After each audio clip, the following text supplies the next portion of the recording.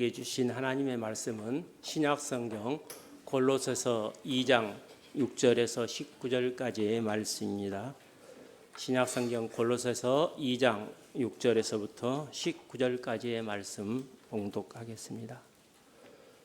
그러므로 너희가 그리스도 예수를 주로 받았으니 그 안에서 행하되 그 안에 뿌리를 박으며 세움을 받아 교훈을 받은 대로 믿음에 굳게 서서 감사함을 넘치게 하라. 누가 철학과 헛된 속임수로 너희를 사로잡을까 주의하라. 이것은 사람의 전통과 세상의 초등학문을 따름이요 그리스도를 따름이 아니니라.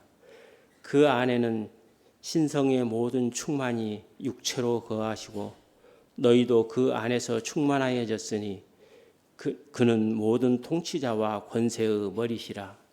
또 그 안에서 너희가 손으로 하지 아니한 할례를 받았으니 곧 육의 몸은 벗은 것이요 그리스도의 할례니라. 너희가 세례로 그리스도께 함께 장사되고 또 죽은 자들 가운데서 그를 일으키신 하나님의 역사를 믿음으로 말미암아 그 안에서 함께 일으키심을 받았느니라. 또 범죄와 육체의 무할례로 죽었던 너희를 하나님이 그와 함께 살리시고 우리의 모든 죄를 사하시고 우리를 거스르고 불리하게 하는 법조문으로 쓴 증서를 지우시고 제하여 버리사 십자가에 못 박으시고 통치자들과 권세들을 무력화하여 드러내어 구경거리로 삼으시고 십자가로 그들을 이기셨느니라. 그러므로 먹고 마시는 것과 절기나 초하루나 안식일을 이유로 누구든지 너희를 비판하지 못하게 하라.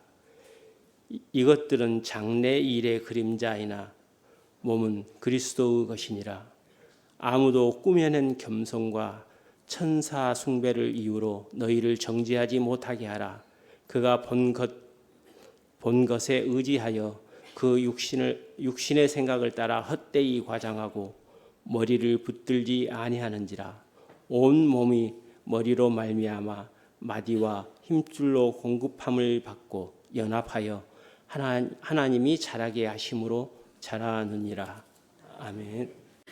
어떤 사람이 인터넷 게시판에 쓴 글인데요. 요즘은 좀 뜸하긴 한데 백종원 씨 이야기예요. 백종원 씨 유튜브를 보고 간장국수를 만들었다고 합니다. 근데 왜 이렇게 맛이 없냐 하는 거예요. 근데 그분이 하는 말을 한번 이렇게 적어놓은 걸 보니까 이렇습니다. 백종원 유튜브에 간장국수 있길래 해봤는데 집에 진간장 없어서 국간장으로 하고 또 내가 양파 싫어해서 절반만 넣고 집에 면이 없어서 스파게티 면으로 하긴 했는데 이렇게 맛없을 줄 몰랐다는 겁니다. 그리고 백종원 씨 실망이다 이런 얘기를 써놨습니다. 근데 그렇잖아요. 레시피대로 안 하면서 맛없다고 하면 그리고 또 실망이라고 하면 어쩌는 겁니까? 또 엄마들 그렇습니다. 라면을 끓이는데 너무 짜다고 너무 짜면 또 몸이 안 좋으니까 물을 많이 넣습니다. 그리고 스프는 절반만 넣습니다. 그러고는 라면이 맛이 없다고 합니다. 당연히 맛이 없을 수밖에 없죠. 라면은 짠맛에 먹는 겁니다. 그리고 몸에 안 좋기 때문에 맛있는 겁니다. 그래서 더하거나 빼면 본래의 맛은 잃기 마련입니다. 근데 오늘 말씀이 바로 이런 이야기입니다. 골로새는 소아시아의 브리기아 주, 그러니까 리쿠스 계곡에 위치하고 있었습니다. 인근에는 라오디게아가 있고 히에라볼리가 있습니다. 그래서 우리가 골로새서를 읽다 보면 라오디게아나 히에라볼리에 있는 성도들과도 이 편지를 함께 돌려보아라 하는 이야기들을 보게 됩니다. 근데 이런 골로새 교회는요, 바울이 세우지 않았습니다. 골로새 출신 에바브라가 바울에게서 복음을 들은 이후에 고향에 가서 복음을 전하였고 그 결과로 골로새 교회가 세워졌습니다. 그런데 왜 바울이 골로새 교회에 편지를 쓰는가 한번 보니까 이 에바브로를 통해서 이 골로새 교회의 거짓 교사들이 활동한다 하는 이야기들을 듣습니다. 그리고 거짓 교사들 때문에 교인들이 좋지 않은 영향을 받는다 하는 소식을 듣고 이런 편지를 쓰는 겁니다. 근데 이 거짓 교사들 보니까요, 자기들의 주장을 철학이라고 합니다. 그래서 본문에서 철학이라고 하면 사람과 세상에 대한 근본 원리 혹은 삶의 본질 등을 따지는, 그러니까 소위 학문으로서의 철학이 아니라 거짓 교사들의 생각이나 주장을 이야기합니다. 그리고 거짓 교사들의 생각이나 주장을 이야기하는 다른 말은 바로 이어서 나오는 헛된 속임수, 세상의 초등학문 다 같은 의미입니다. 그러면 그들의 주장, 그들의 철학은 무엇인가 대략 간단하게 한번 살펴보면요.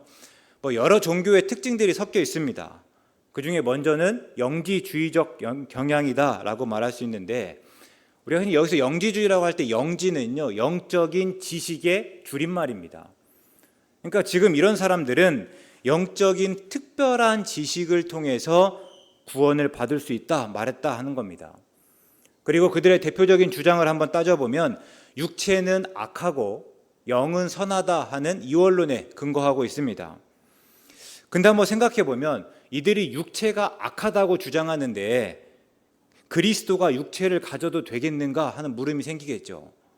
육체는 악한데 그리스도가 이 악한 육체를 가질 수 있겠는가? 당연히 이들의 대답은 그렇지 않습니다. 그래서 영지주의자들은 그리스도가 육체로 온 것을 부인하고 또 고난받고 십자가에서 죽으신 예수님은 하나님의 아들 그리스도가 아니라고 주장하였습니다. 여기에 대해서 바울이 뭐라고 반박하는가 보니까 예수님은 육체를 입으신 참 하나님이십니다. 이렇게 이야기합니다. 오늘 우리가 성시교독에서 읽었지만 1장에서는요.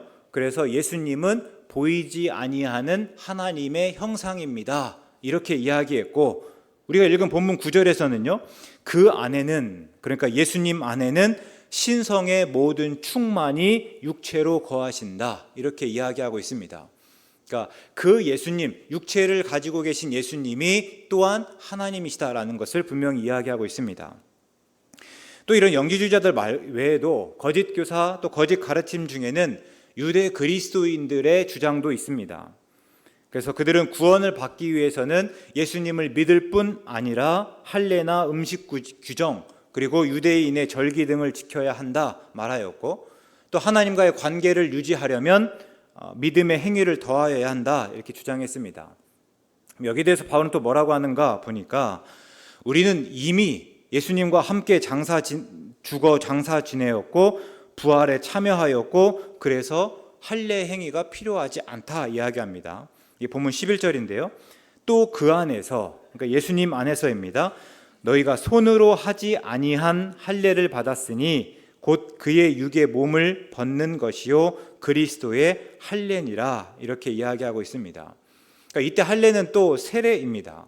그러니까 우리는 손으로 하는 할례가 아니라 그리스도의 할례를 받았다라는 겁니다. 그러니까 우리는 세례를 받았다 하는 이야기를 계속해서 해나가는데 그 다음 12절입니다. 너희가 세례로 그리스도와 함께 장사되고 또 죽은 자들 가운데 그를 일으키신 하나님의 역사를 믿음으로 말미암아 그 안에서 함께 일으키심을 받았느니라. 그래서 우리가 옛 언약에서는 할례를 통해서 하나님의 백성이라는 것을 분명히 표지했습니다. 이스라엘 백성들이 왜 이렇게 할례를 중요하게 여겼는가? 그 할례가 다름 아니라 하나님의 백성이라는 분명한 표시이기 때문이었다라는 거예요. 그런데 이제 새 언약에서는 세례를 통해서 예수님과 연합하고 생명을 얻게 되었다. 바울이 이 얘기하는 겁니다. 또 그들의 주장 따라 보니까요. 금욕주의와 천사 숭배가 있습니다. 그래서 본문에서는 18절 꾸며낸 겸손이라고 표현했는데 이게 금욕주의입니다. 이게 앞에서 말한 영지주의자들은 육체를 악하다고 보는 것과도 연결되는데 그래서 어떻게든지 간에 이 육체를 제어하고 육체를 이렇게 괴롭히는 거예요. 그래서 이 금욕주의는 금식이나 자학의 이 모양으로 나타나기도 합니다. 그 다음에 천사 숭배는요, 단순히 천사들을 경배하고 그들을 숭배했다라는 것이 아닙니다. 사람이 하나님께 나아가는 길이 천사와 같은 중재자를 통해서도 가능하다고 주장하는 것이에요. 근데 우리가 성경을 통해서 분명히 알 수 있는 것은 하나님과 우리 사이의 중보자는 예수님 뿐이다 라는 겁니다. 이게 디모데전서 2장 5절의 말씀인데요. 하나님은 한 분이시요 또 하나님과 사람 사이의 중보자도 한 분이시니 곧 사람이신 그리스도 예수라 이렇게 이야기합니다. 하나님과 우리 사이의 중보자는 예수님이 유일하시다 하는 말씀입니다. 이게 우리 사도행전 4장에서 베드로도 이미 했던 이야기입니다. 12절 말씀 보면요.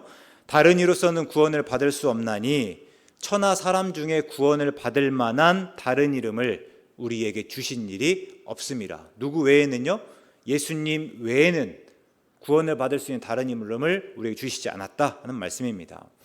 그래서 지금 바울은요, 천사를 숭배한다고 하지만 천사는 우리와 같은 피조물에 불과하다라고 이야기합니다.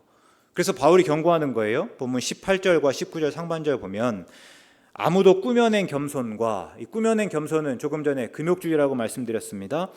천사 숭배를 이유로 너희를 정죄하지 못하게 하라. 그가 본 것에 의지하여, 이때 본 것이라고 하면요, 환상이고 또 자기네들 멋대로 신앙생활하면서 보게 되는, 빠지게 되는 황홀경입니다. 그러니까 환상 중에 황홀경에 빠져서 본 것에 대해서 설명하는 것들인데, 그 본 것에 의지하여 그 육신의 생각을 따라 헛되이 과장하고 머리, 그러니까 예수님을 붙들지 아니하였다, 이렇게 이야기하고 있습니다. 이게 지금 당시의 거짓 교사들이 말한 거짓 가르침들인데요, 이런 주장들에는 공통점이 있습니다. 그러니까 이 자체로 복음을 대체하거나 복음을 부인하지 않는다 하는 거예요.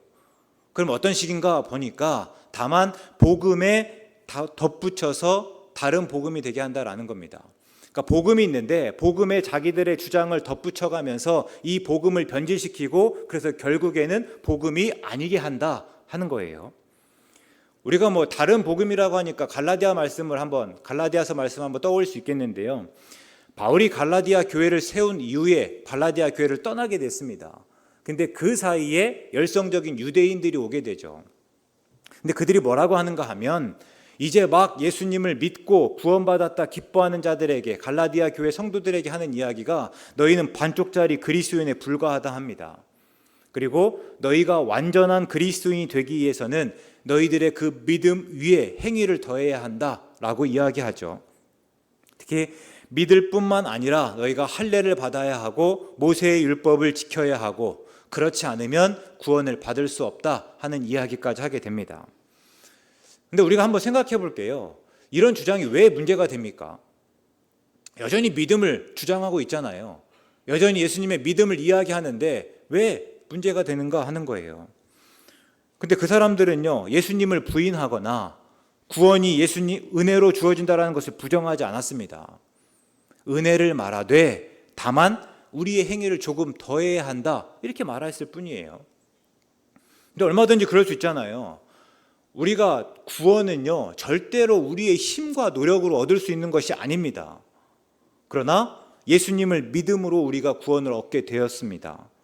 물론 우리가 계속해서 노력을 해야 한다고 하지만 애초에 불가능했던 것들이 이제는 가능하게 되었습니다. 그전에는 아예 불가능했던 것들이 이제는 예수님을 믿음으로 우리가 가능하게 된 부분이 있어요. 그러니까 이건 이미 은혜다라는 거예요.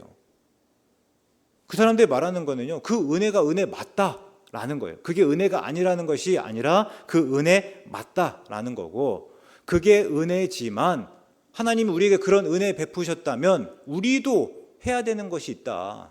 그게 바로 행위다라는 거예요. 근데 바울이 뭐라고 하는가 보면요, 바울은 절대 그렇지 않고 또 그럴 수도 없다 이야기합니다. 이게 갈라디아서 1장 7절의 말씀인데요. 다른 복음은 없나니 다만 어떤 사람들이 너희를 교란하여 그리스도의 복음을 변하게 하려 함이다, 이렇게 이야기합니다. 우리가 복음을 복음이라고 하는 까닭 중에 하나는요, 구원이 우리의 노력이 아니라 하나님의 전적인 은혜로 거저 주어진 거기 때문입니다. 그래서 바울이 에베소서 2장에서 분명히 말하는 게 뭐냐면, 구원은 너희에게서 난 것이 아니라 하나님의 선물이다 이야기합니다. 그러니까 우리가 구원을 받기 위해서 우리가 하는 것은 아무것도 없다라는 거예요. 전적으로 하나님의 선물로 주어진다 하는 것입니다.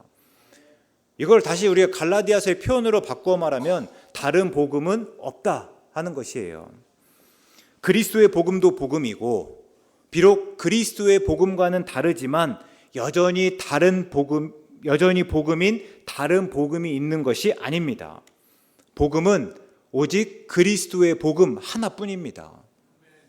그래서 그 복음이 변하면 더 이상 복음이 아닌 거고, 어떤 사람들이 그리스도의 복음에 뭔가를 더하고 빼고 또 수정하고 보충하면서 복음을 변하게 한 것이에요.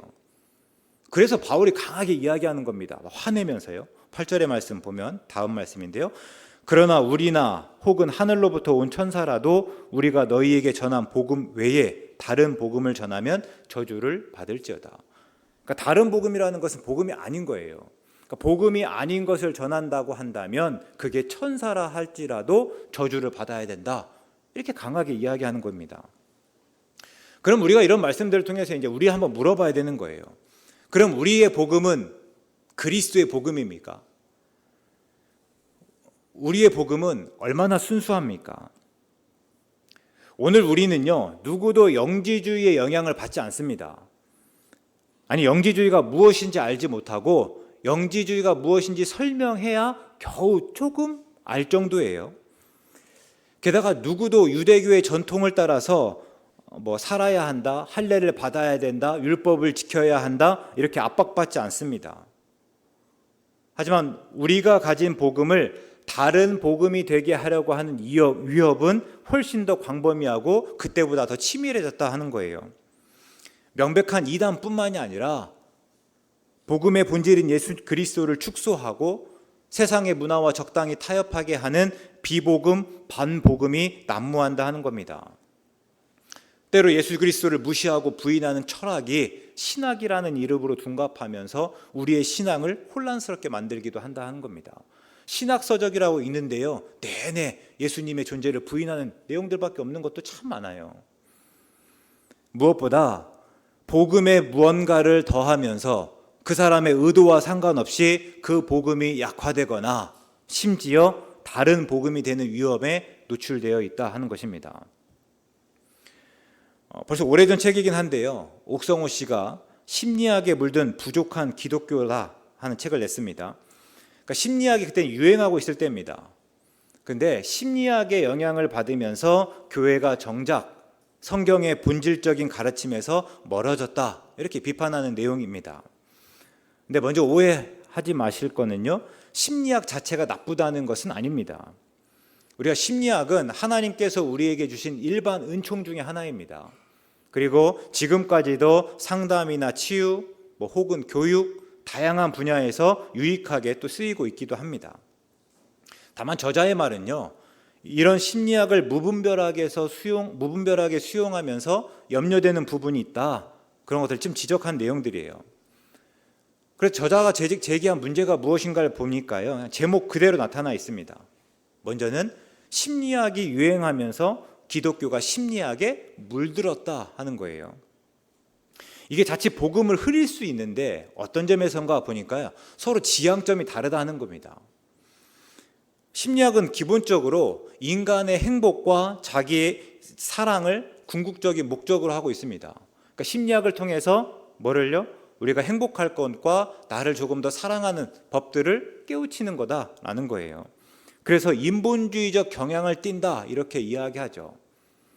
근데 기독교는요, 하나님의 영광과 하나님의 뜻을 최우선으로 삼습니다. 그래서 신본주의예요. 그러니 심리학과 기독교가 어떻게 양립할 수 있겠는가? 이게 저자의 물음입니다.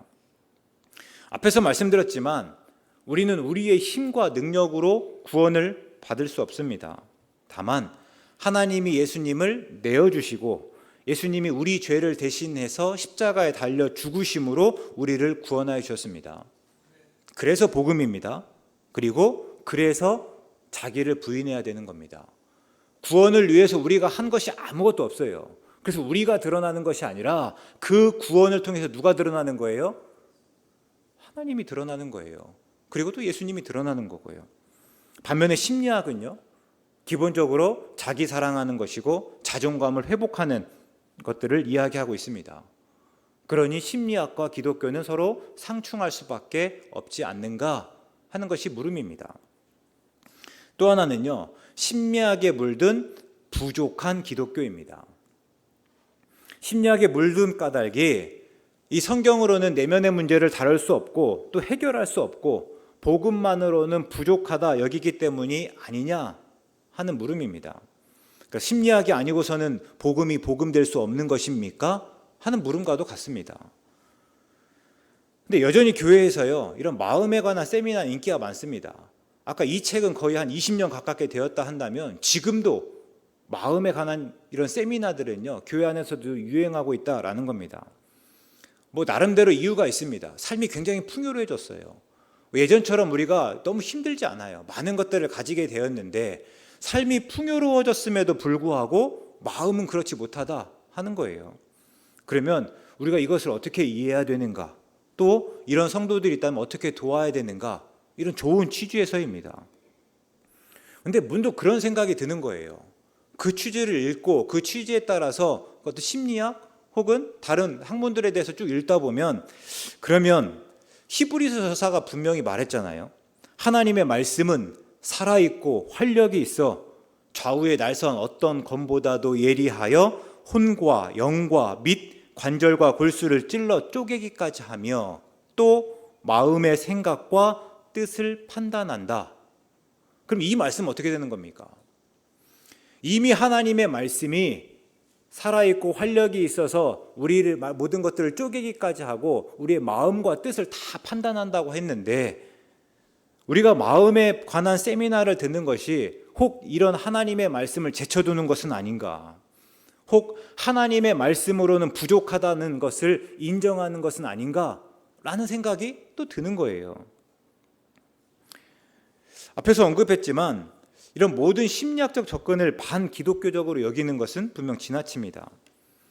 그러니까 기독교 심리학 중에서는 그냥 심리학을 만들어 놓고 성경 몇 개를 인용하는 것이 아니라 처음부터 기독교적 가치관에 입관해서 심리학적 이론들을 세우고 그것을 기반으로 상담을 진행하는 경우들도 굉장히 많습니다. 그렇기 때문에 일반적으로 지나치게 일반화시켜서 심리학이 마치 반기독교인 것처럼 말하는 것은 잘못되었다라는 거예요. 그런데도 우리는 이런 주장을 통해서 한 번쯤 진지하게 물어봐야 됩니다. 그러면 오늘 우리의 복음은 예수 그리스도로 충분합니까? 아니면 예수 그리스도만으로는 뭔가 부족한 듯해서 복음에 자꾸만 뭔가를 붙여대고 있는 것은 아닙니까? 제가 몇 차례 말씀드렸는데요, C.S. 루이스의 스크루테이프의 편지에서도 똑같이 묻고 있습니다. 이 책은요, 삼촌 사탄이 조카 사탄에게 어떻게 하면 그리스도인들을 속이고 넘어뜨릴 수 있는지에 대해서 조언하는 편지로 구성되어 있습니다.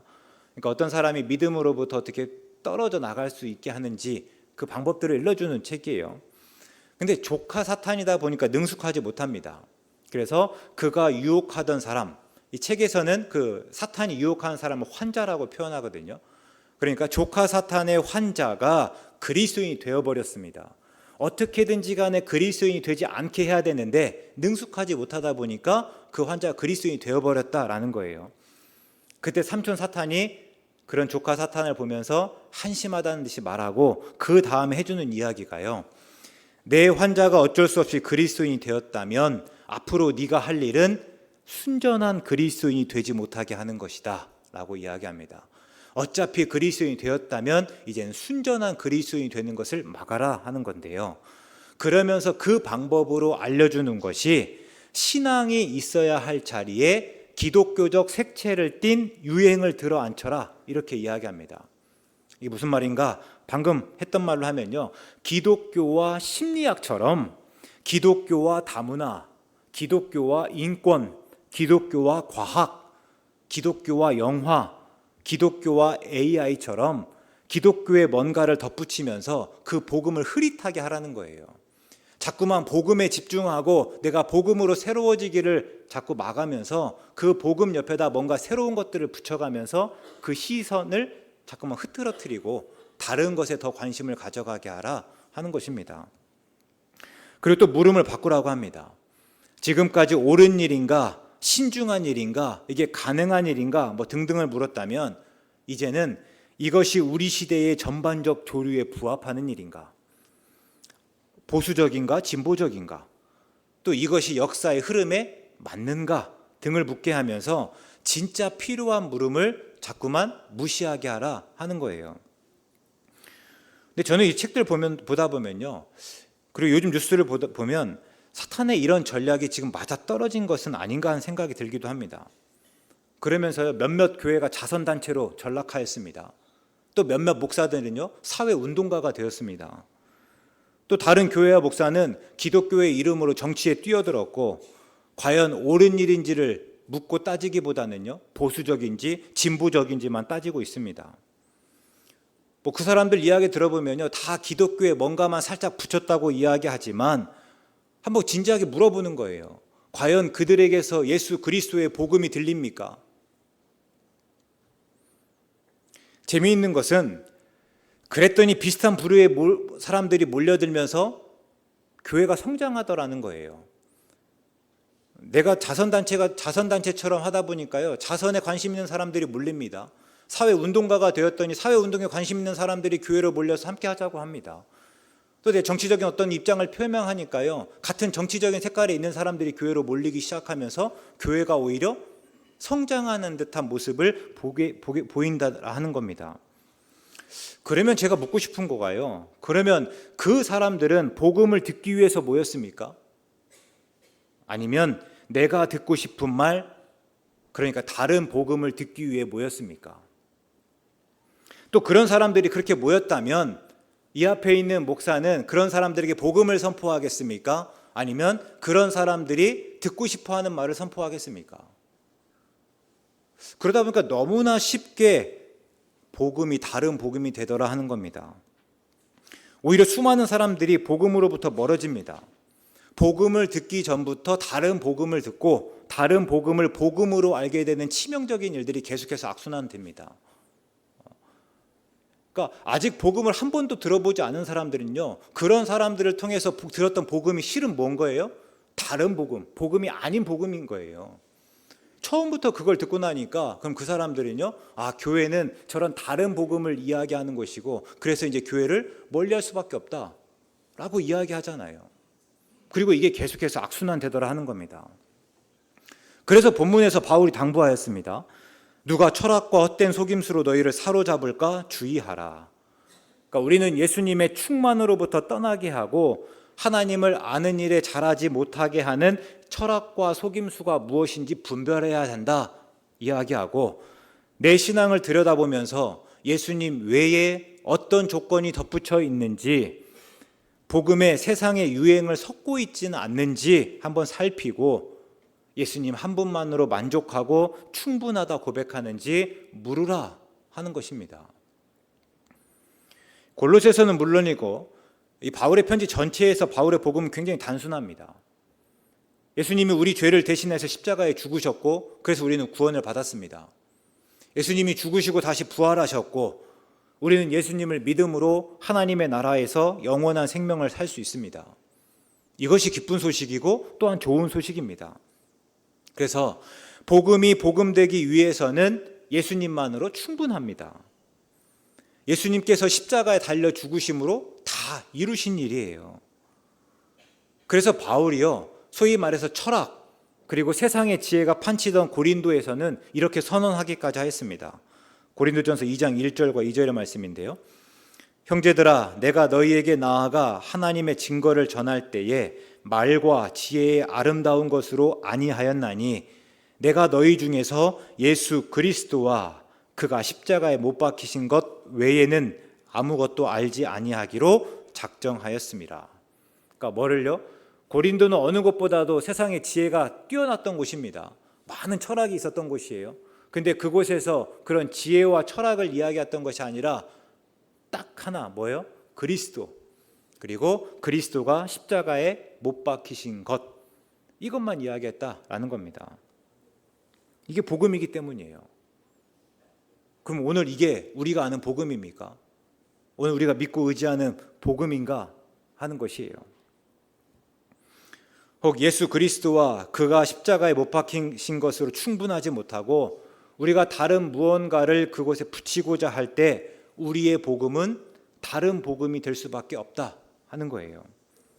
그래서 본문에서 바울이 이렇게 당부합니다. 6절과 7절의 말씀 보면, 그러므로 너희가 그리스도 예수를 주로 받았으니 그 안에서 행하되, 그러니까 그리스도 예수 안에서 행하되 그 안에 뿌리를 박으며 그리스도 예수 안에 뿌리를 박으며 세움을 받아 교훈을 받은 대로 믿음에 굳게 서서 감사함을 넘치게 하라.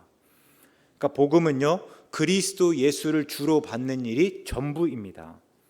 그 외에 다른 어떤 것이 필요하지 않습니다. 신앙생활하면서 부자가 되고 또 이렇게 건강하고 일이 잘 되었을 수 있습니다. 분명 은혜이고 감사할 일입니다. 그러나 그것 때문에 복음이 복음인 것은 아닙니다. 반대로 우리가 성공하지 않았고 또 모든 것이 풍족하지 않으며 걱정과 근심이 있을 수 있습니다. 그러나 그래서 복음이 복음이지 않은 것도 아닙니다. 우리의 복음은요, 예수님과 예수님이 이루신 일입니다. 예수님 외에 다른 어떤 것이 필요하지 않고 그래서 우리는 예수님 안에 있으면 그만입니다. 그럴 때 한 주간 6절과 7절의 말씀 외우시든 아니면 써서 차에 그리고 냉장고에 붙이시든 아니면 찍어서 핸드폰 첫 화면에 띄워놓으시든 한번 그렇게 하시고요. 오직 좀 예수님만 묵상해 보시기 바랍니다. 예수님만으로 기뻐하고 예수님만으로 충만하고 예수님만으로 감사하실 수 있기를 바랍니다. 복음성가 가사처럼요, 다른 어떤 은혜를 구하는 것이 아니라 오직 예수 그리스도의 은혜로 만족하실 수 있기 바랍니다. 그래서 하박국처럼 다만 예수님으로 말미암아 즐거워하며 내 구원의 예수님으로 말미암아 기뻐한다 고백하실 수 있는 우리 모두 되시기를 간절히 바랍니다. 왜요? 그것이 진리이기 때문입니다. 그래서 한 주간 그 진리 가운데 예수 그리스도를 묵상하고 그 예수 그리스도를 복음으로 예수 그리스도만 복음으로 고백해 나가는 우리 모두 되시기를 주의 이름으로 축원합니다. 하나님, 우리는 때로 예수 그리스도를 복음으로 알면서 거기에 복을 더하고 성공을 더하고 영적 체험을 더하고 다른 많은 것을 더합니다. 그리고 그중 무엇 하나가 채워지지 않으면 더 이상 복음을 기쁜 소식으로 알지 못하고 낙심하고 실망하곤 합니다. 이제 다시 예수 그리스도만을 복음으로 알고 예수님 안에서 행하며 그 안에 뿌리를 받고 세움을 받아 교훈을 받은 대로 믿음에 굳게 서서 감사하기로 다짐하고 작정합니다.